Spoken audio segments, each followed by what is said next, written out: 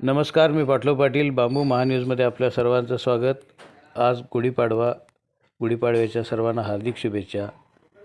आपण कोल्हापुरात होणाऱ्या भव्य बांबू प्रदर्शनासंदर्भात जाणून घेऊया. कोल्हापुरात प्रथमच भव्य बांबू उद्योग परिषद व प्रदर्शन 21 व 22 मार्च रोजी जागतिक वन दिन व जागतिक जल दिनानिमित्त आयोजित करण्यात आलेलं आहे. काउन्सिल ऑफ एज्युकेशन कोल्हापूर, देशभक्त रत्नापन्ना कुंभार मेमोरियल ट्रस्ट, पाटलोबा पाटील बांबू रिसर्च फाउंडेशन यांच्या संयुक्त विद्यमाने पर्यावरणाच्या रक्षणासाठी आणि प्लास्टिकला पर्यायासाठी म्हणून अशा प्रकारचं पहिल्यांदाच बांबू उद्योग परिषद व प्रदर्शन शहाजी लॉ कॉलेज KDC बँकेजवळ येथे आयोजित करण्यात आलेलं आहे. या परिषदेचा आणि प्रदर्शनाचा मुख्य उद्देश बांबू उद्योगाला चालना देणे, शासनाच्या विविध ज्या सवलती आहेत, योजना आहेत त्या सर्वसामान्य शेतकऱ्यांच्यापर्यंत पोहोचवणे आणि बांबू उद्योगामध्ये ज्या वेगवेगळ्या ज्या संधी आहेत त्या सर्व संधी लोकांच्यापर्यंत पोहोचवणे अशा प्रकारचा या पाठीमागे उद्देश आहे. तर आपण या प्रदर्शनाला आणि प्रदर्शनानिमित्त परिषद आयोजित केलेली आहे. त्यामध्ये अत्यंत या क्षेत्रातील मान्यवर व्यक्ती आपल्याला प्रबोधन करणार आहेत. त्यासाठी उपस्थित राहण्याचे मी डॉक्टर मखदूम, सचिव काउन्सिल ऑफ एज्युकेशन या वतीने आपल्याला आवाहन करत आहे.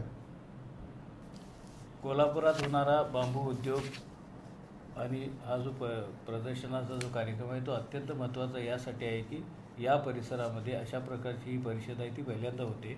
कारण ही पहिल्यांदा या अर्थानं आहे की महाराष्ट्र शासनानं जे बांबू उद्योग धोरण जाहीर केलं आणि त्यात उद्योग धोरण जाहीर केल्यानंतरची ही परिषद असल्यामुळे या सगळ्या गोष्टीचा उहापोह जसं या परिषदेमध्ये होणार आहे तसं बांबू शेतकऱ्यांचे काही प्रश्न असतील, त्यांच्या यशोगाथा असतील, बांबू उद्योजकांच्या यशोगाथा असतील, त्यांच्यासाठी जे काही प्लॅटफॉर्म उपलब्ध आहेत त्याची यात माहिती होणार आहे. आणि इथं शहाजी लॉ कॉलेजचं जे विस्तीर्ण असं जे ग्राउंड आहे त्या ग्राउंडवर इतक्या चांगल्या प्रकारचे या बांबूमधले स्टॉल येणार आहेत ज्याच्यामध्ये बांबू इंडियासारखी भारतातली एक बांबूमधली अतिशय मोठी कंपनी आहे ती येते. बियॉन्ड टेरी टॉवेल नावाचा जो सोलापूरचा जो ब्रँड आहे जो बांबूपासून टावेल बनवतो तो येतो आहे. त्यानंतर पितांबरी जो उद्योग समूह आहे ज्यांनी कोकणामध्ये मोठ्या प्रमाणात बांबूची लागवड केलेली आहे, बांबू उद्योगामध्ये आहेत, त्यांचा स्टॉल आहे. प्रशांत मशनरी ही नागपूरची एक मोठी कंपनी आहे भारतामधली जी मशनरी पुरवते बांबू उद्योगासाठी ती आहे. बांबू टेलसारखी पुण्यातली कंपनी आहे जी बांबू हाऊसेस बनवते, बांबूचे प्रॉडक्ट बनवते. त्यानंतर सीमा बायोटेक जी टिश्यू कल्चर लॅबमध्ये भारतातली एक नामवंत कंपनी आहे जी बांबूचं अतिशय मोठ्या प्रमाणात उत्पादन करते. त्याबरोबरच आपल्या परिसरामधले जे काही लोक आहेत जसे अशफाक मकांदरसारखा अत्यंत चांगला बांबूच्या प्रॉडक्टमधला जो ब्रँड आहे त्यांनी तयार केलेला आहे, देशभर त्यांचं काम आहे. श्याम सपाटेसारखे कारागीर आहेत जे कोल्हापूर परिसरातच नाही तर वेगवेगळ्या परिसरांमध्ये त्यांच्या सगळ्या कारागिरीमुळे हे सगळं काम आहे. आणि भरूड समाजातला एक मोठा समूह आपल्याकडे कोल्हापूरमध्ये आहे जो यामध्ये काम करतो.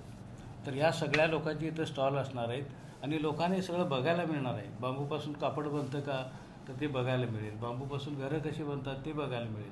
आणि या सगळ्या गोष्टीचा सगळ्यात मोठा जर परिणाम काय होणार असेल तर आपल्याला पर्यावरणासाठी पुढं जे काम करायचं आहे, पर्यावरणाचं जे रक्षण करायचं आहे ते बांबू शेतीच्या माध्यमातून, बांबूच्या उद्योगाच्या माध्यमातून कसं करता येईल आणि शेतकऱ्याचं उत्पन्न वाढीसाठी त्याला आत्मनिर्भरतेसाठी बांबू शेती कशी उपयुक्त आहे, शासनाच्या अत्यंत चांगल्या ज्या योजना आहेत त्याची माहिती इथं मिळणार आहे.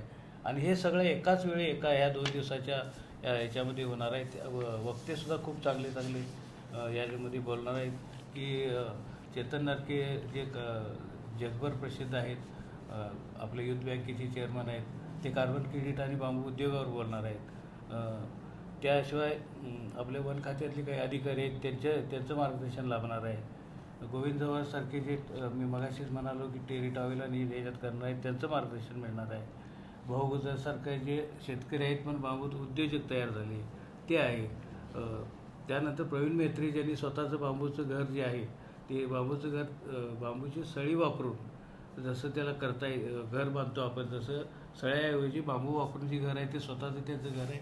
आणि ते IIT बॉम्बेमध्ये जे PhD करतायत यामध्ये त्यांचं मार्गदर्शन लाभणार आहे, जे विशेषतः इंजिनियर लोकांसाठी, डिझायनर लोकांसाठी उपयुक्त आहे. असे खूपसे आहेत.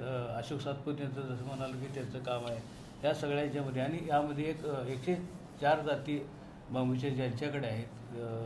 प्रशांत दाते नाशिकचे, भारतामध्ये सर्वाधिक बांबूच्या जाती प्रजातीचं ज्यांच्याकडे संकलन आहे ते प्रशांत आत्माराम दाते स्वतः येत आहेत नाशिकचे.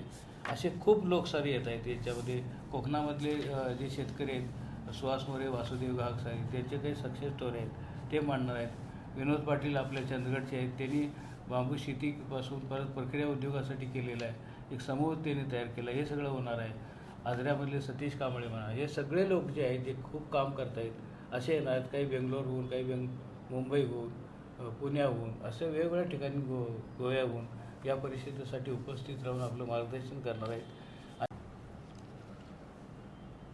हे पर्यावरणाचं रक्षणाचं जे काम आहे आपण सर्वांनीच करायचं आहे. आणि या परिषदेत, बांबू परिषदेला योग कसा साधलेला आहे की पहिल्यांदा जागतिक वन दिन आहे, दुसऱ्या दिवशी जलदिन आहे.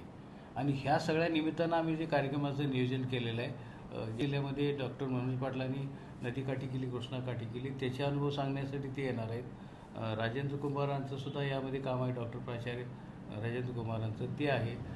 जसं आपल्याकडं अमित पाटीलसारखे कोल्हापूर जिल्ह्यातले सर्वाधिक म्हणजे 70 एकर बांबू शेती ज्यांची आहे, कमर्शियल बांबू लागवडीमध्ये महाराष्ट्रामध्ये आदर्श पॅटर्न असा त्यांनी केलेला आहे, त्यांचे अनुभव इथं ऐकायला मिळणार आहेत. आणि या सगळ्यांच्या बरोबर आपण हे सगळं एकत्रितरित्या हे बांबूचा हा जो उत्सव साजरा करणार आहे तो अत्यंत उत्साहाने आणि चांगल्या पद्धतीनं आपण साजरा करूया, सहभाग घेऊया, असं पुन्हा एकदा मी आपल्या सर्वांना विनंती करतो.